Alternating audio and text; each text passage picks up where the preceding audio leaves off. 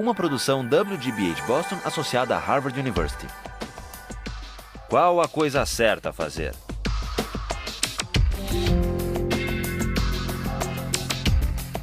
Justice, com Michael Sandel.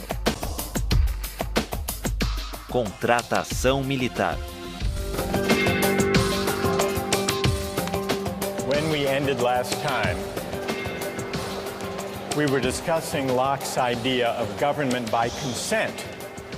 And the question arose, what are the limits on government that even the agreement of the majority can't override? That was the question we ended with. We saw, in the case of property rights, that on Locke's view, a democratically elected government has the right to tax people. It has to be taxation with consent because it does involve the taking of people's property for the common good. But it doesn't require the consent of each individual at the time the tax is enacted or collected. What it does require is a prior act of consent to join the society, to take on the political obligation. But once you take on that obligation, you agree to be bound by the majority. So much for taxation. But what you may ask about the right to life, can the government conscript people and send them into battle? What about the idea that we own ourselves? Isn't the idea of self-possession violated if the government can, through coercive legislation and enforcement powers, say, you must go risk your life to fight in Iraq? What would Locke say? Does the government have the right to do that? Yes. In fact, he says in 139, he says, what matters is that the political authority or the military authority not be arbitrary. That's what matters. And he gives a wonderful example. He says a sergeant, even a sergeant, let alone a general, a sergeant can command a soldier to go right up to the face of a cannon where he is almost sure to die. That the sergeant can do. The general can condemn the soldier to death for deserting his post or for not obeying even a desperate order. But with all their power over life and death, what these officers can't do is take a penny of that soldier's money. Because that has nothing to do with the rightful authority. That would be arbitrary, and it would be corrupt. So consent winds up being very powerful in Locke, not consent of the individual to the particular tax or military order, but consent to join the government and to be bound by the majority in the first place. That's the consent that matters. And it matters so powerfully that even the limited government created by the fact that we have an unalienable right to life, liberty, and property, even that limited government is only limited in the sense that it has to govern by generally applicable laws, the rule of law. It can't be arbitrary. That's Locke. Well, this raises a question about consent. Why is consent such a powerful moral instrument in creating political authority and the obligation to obey?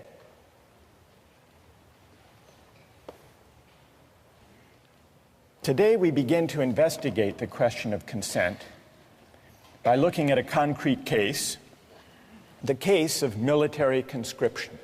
Now, some people say, if we have a fundamental right that arises from the idea that we own ourselves, it's a violation of that right for government to conscript citizens to go fight in wars. Others disagree. Others say that's a legitimate power of government, of democratically elected governments anyhow, and that we have an obligation to obey. Let's take the case of the United States fighting a war in Iraq. News accounts tell us that the military is having great difficulty meeting its recruitment targets. Consider three policies that the U.S. government might undertake to deal with the fact that it's not achieving its recruiting targets. Solution number one, increase the pay and benefits to attract a sufficient number of soldiers. Option number two, shift to a system of military conscription. Have a lottery, and whosever numbers are drawn go to fight in Iraq. System number three, outsource. Hire what traditionally have been called mercenaries. People around the world who are qualified, able to do the work, able to fight well, and who are willing to do it for the existing wage. So let's take a quick poll here. How many favor increasing the pay? Huge majority. How many favor going to conscription? 1, 2. All right, maybe a dozen people in the room favor conscription. What about the outsourcing solution?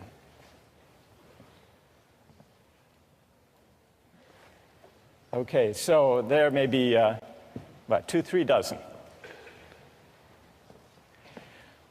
During the Civil War, the Union used a combination of conscription and the market system to fill the ranks of the military to fight in the Civil War. It was a system that began with conscription, but if you were drafted and didn't want to serve, you could hire a substitute to take your place. And many people did. You could pay whatever the market required in order to find a substitute. People ran ads in newspapers, in the classified ads, offering $500, sometimes $1,000 for a substitute who would go fight the Civil War in their place. In fact, it's reported that Andrew Carnegie was drafted and hired a substitute to take his place for an amount that was a little less than the amount he spent in a year on fancy cigars. Now, I want to get your views about the Civil War system. Call it the hybrid system, conscription but with a buyout provision. How many think it was a just system? How many would defend the Civil War system? Anybody? One? Anybody else? 2, 3, 4, 5. How many think it was unjust? Most of you don't like the Civil War system. You think it's unjust. Let's hear an objection. Why don't you like it? What's wrong with it? Yes. Well, by paying $300 for to be exempt one time around, you're really putting a price on on valuing human life. And we established earlier that's really hard to do. So they're trying to accomplish something that really isn't feasible.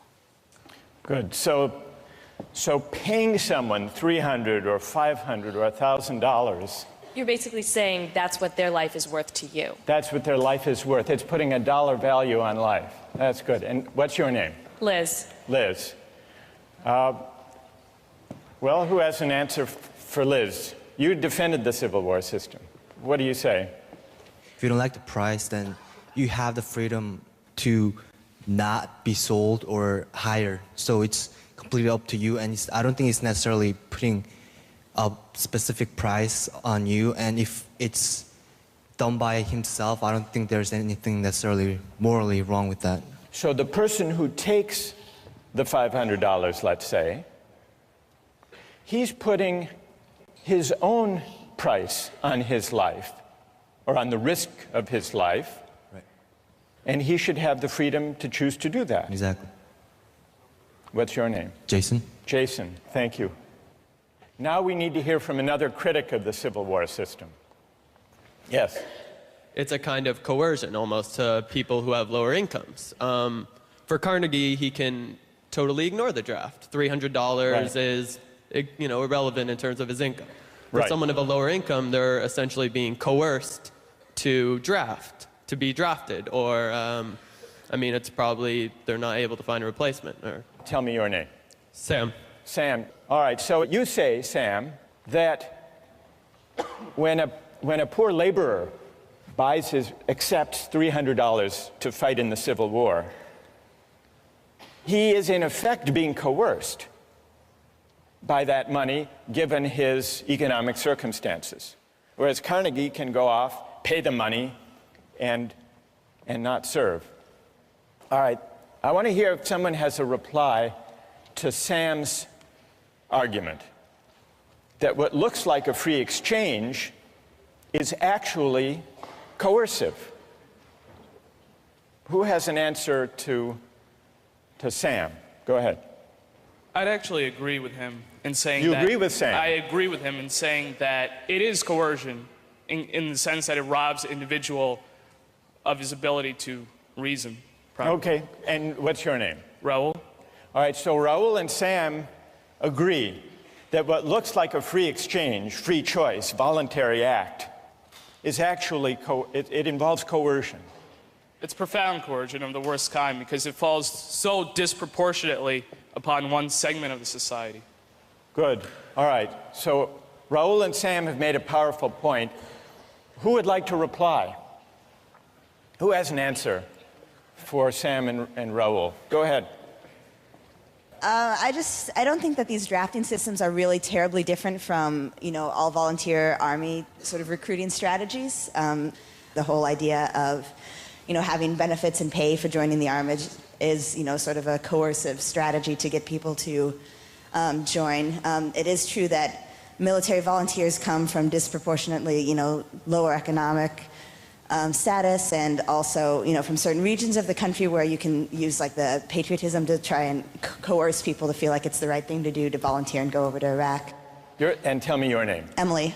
All right, Emily says, and Raul, you're going to have to reply to this, so get ready. Emily says, fair enough, there is a coercive element to the Civil War system when the laborer takes the place of Andrew Carnegie for $500. Emily concedes that. But she says, if that troubles you about the Civil War system, shouldn't that also trouble you about the volunteer army today? And before you answer, how did you vote on the first poll? Did you defend the volunteer army? I didn't vote. You didn't vote? No. By the way, you didn't vote. Did you sell your vote to the person sitting next to you? No. All right. So what would you say to that argument? I think that the circumstances are different in that there was conscription in the Civil War. There is no draft today. And I think that the volunteers for the Army today have a more profound sense of patriotism that is of an individual choice than those who were forced into the military in the Civil War. Somehow less coerced. Less coerced. Even though there is still inequality in American society, even though, as Emily points out, the makeup of the American military is not reflective of the population as a whole. Let's just do an experiment here. How many here have either served in the military or have a family member who has served in the military. In this generation, not parents, family members, in this generation. And how many have neither served nor have any brothers or sisters who have served? Does that bear out your point, Emily? All right, now we need to hear from, most of you defended the idea of the all-volunteer military, overwhelmingly. And yet, overwhelmingly, people considered the Civil War system unjust. Sam and Raul articulated reasons for objecting to the Civil War system. It took place against a background of inequality, and therefore the choices people made to buy their way into military service were not truly free, but at least partly coerced. Then Emily extends that argument in the form of a challenge. All right, everyone here who voted in favor of the all-volunteer army should have to explain, well, what's the difference in principle? Doesn't the all-volunteer army simply universalize the feature that almost everyone found objectionable in the Civil War buyout provision? Did I state the challenge fairly, Emily? Yes. Okay, so we need to hear from a defender of the all-volunteer military who can address Emily's challenge. Who can do that? Go ahead.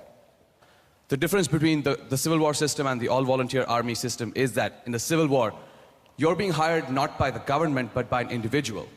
And as a result, different people who get hired by different individuals get paid different amounts. In the case of the all-volunteer army, everyone who gets hired is hired by the government and gets paid the same amount. It's precisely the universalization of essentially paying your service, you're paying your way into the army, that makes the all-volunteer army just. Emily? I guess I'd frame the principal difference slightly differently. On the all-volunteer army, it's possible for somebody to just, step aside and not really think about, the war at all. It's possible to say, well, I don't need the money. I don't need to have an opinion about this. I don't need to, feel obligated to take my part and defend my country. With a coercive system, with an explicit draft, then, there's the threat, at least, that every individual will have to make some sort of decision regarding military conscription, and perhaps in that way it's more equitable. It's true that Andrew Carnegie might not serve in any case, but in one he can completely step aside from it, and the other there's some level of responsibility. While you're there, Emily, so what system do you favor? Conscription?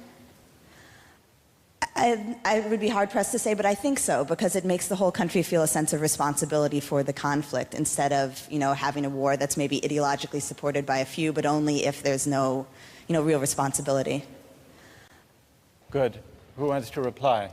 Go ahead. So I was going to say that the fundamental difference between the all-volunteer army and then the army in the Civil War is that in the all-volunteer army, if you want to volunteer, that comes first, and then the pay comes after. Whereas in the Civil War system, the people who are accepting the pay aren't necessarily doing it because they want to. They're just doing it for the money first. What motivation beyond the pay do you think is operating in the case of the all-volunteer army? Like patriotism for the country. Patriotism. Well, what about and pay? a desire to defend the country. I mean, Right. there is some motivation in pay, but the fact that it's first and foremost an all-volunteer army will motivate them first, I think, personally.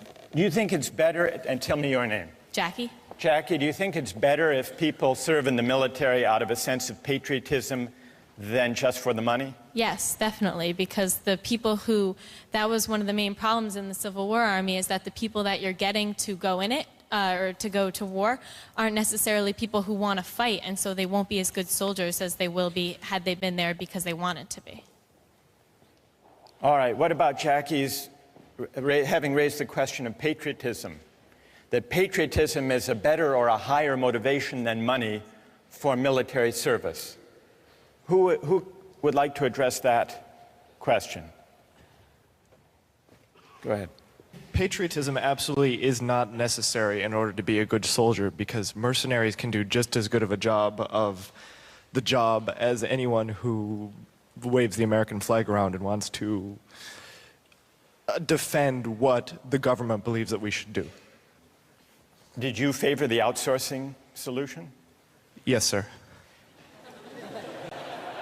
And all right, so let Jackie respond. What's your name? Philip. What about that, Jackie? So much for patriotism. If you've got someone whose heart is in it more than another person's, they're going to do a better job. When it comes down to the wire and there's like a situation in which someone has to put their life on the line, someone who's doing it because they love this country will be more willing to go into danger than someone who's just getting paid. They don't care. They've got the technical skills, but they don't care what happens because they have nothing invested in this country. There's another aspect, though. Once we get onto the issue of patriotism, if you believe patriotism, as Jackie does, should be the foremost consideration and not money, does that argue for or against the paid army we have now? We call it the volunteer army, though if you think about it, that's a kind of misnomer. A volunteer army, as we use the term, is a paid army. So what about the suggestion that patriotism should be the primary motivation for military service, not money? Does that argue in favor of the paid military that we have, or does it argue for conscription? And just to sharpen that point, building on Phil's case for outsourcing,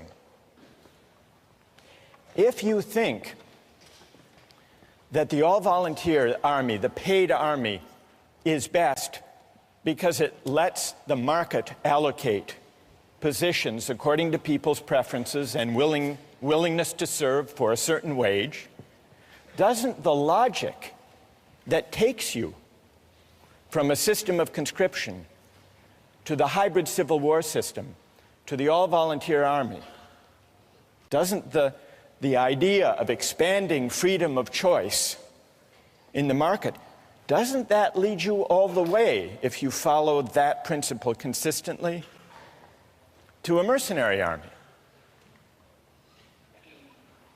And then if you say no, Jackie says no, patriotism should count for something,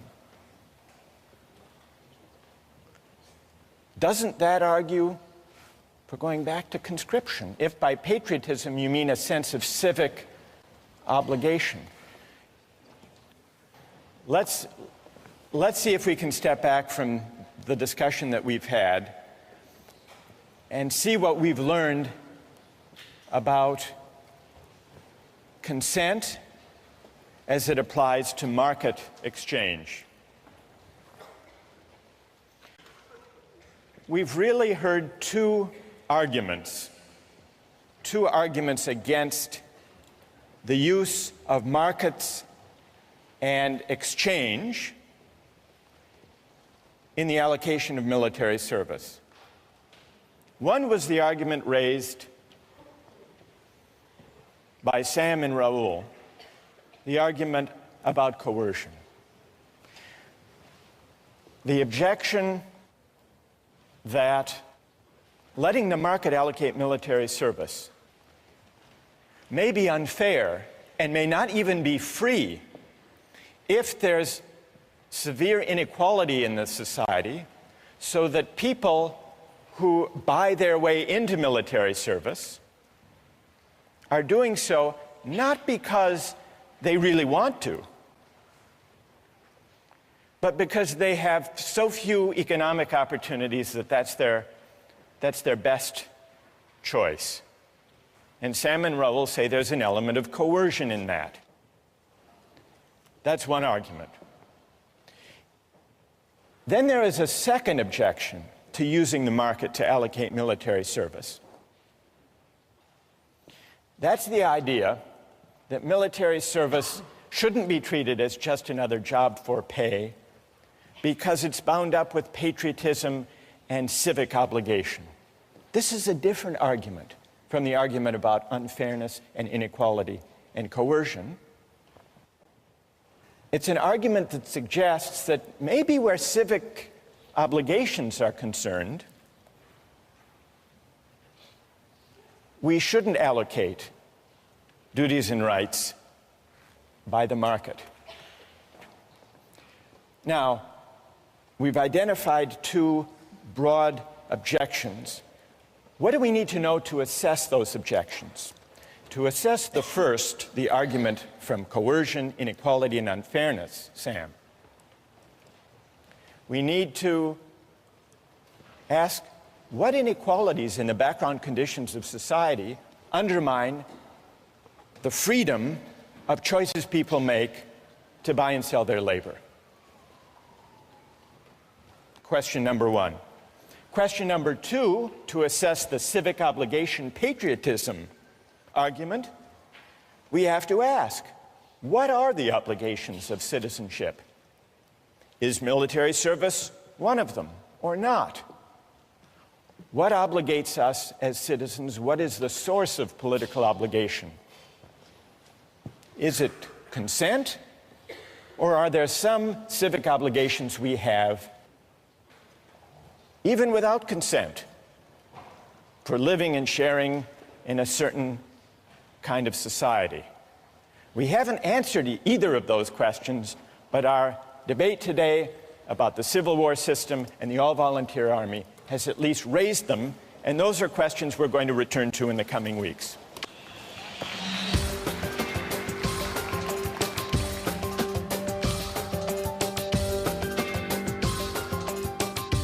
Do you think you should be able to bid for a baby that's up for adoption?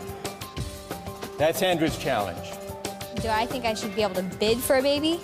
I'm not sure. It's a market. I mean,